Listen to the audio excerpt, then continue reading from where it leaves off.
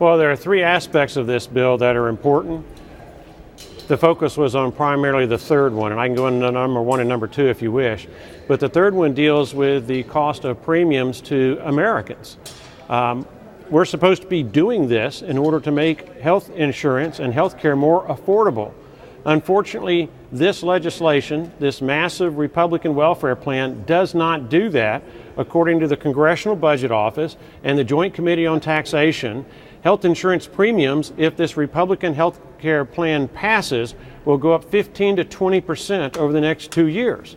And so the intensity of the discussion that we just had was, how are we going to do what needs to be done to lower the cost of premiums, not increase them, because increasing them is the exact opposite direction for a lot of struggling American families who are trying to make ends meet. Congressman, are you any closer after that meeting to a yes tonight?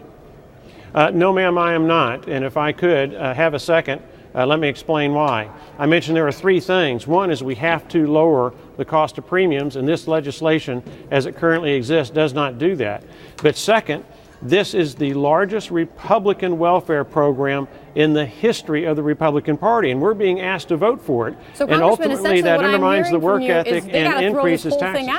You think they got to throw this whole thing out and start over to get you to well, a yes? Well, this is what I would advocate, and I have advocated. We need to pass the same repeal bill that passed the House and the Senate just 2 years ago, that went to Barack Obama's desk. He vetoed it.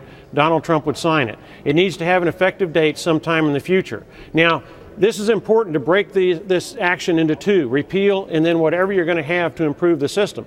No Democrat's going to vote for anything that has any semblance of repeal in it, even if it's only a partial repeal. Once you pass the repeal, all of a sudden, all those Democrat votes become active participants in whatever we're going to do to improve health care in the United States of America, hopefully at lower cost to American citizens. So now you have a much bigger block of congressmen and senators that you can work with as you try to cobble together the votes that are necessary to get it through the House of Representatives, which is relatively easy, and then to do the eye of the needle kind of thing with the United States Senate, where they are hamstrung by these archaic, arcane rules that for the life of me, I don't understand why they still agree to.